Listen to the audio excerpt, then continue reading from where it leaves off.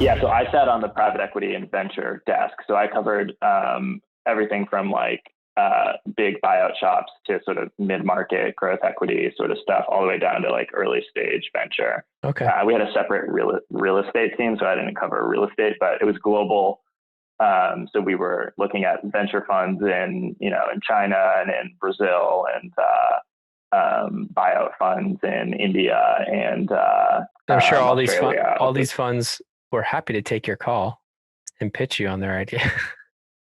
Yeah, it was an interesting transition going from a client-facing function where you are, you're on the side of the table where you're trying to make sure the client's happy and satisfied and has everything they need, to going to the research side where everybody I met with is trying to raise capital and wants you to feel like the smartest person, and that every question you ask is the best question they've ever been asked. And it was a real reversal, but a comfortable and an exciting place to be. I mean, for me, it was we probably met with one or two different private equity or venture funds a day for the 3 years I was on the research team, and every one of them had a different strategy, different approach, different geography, different take.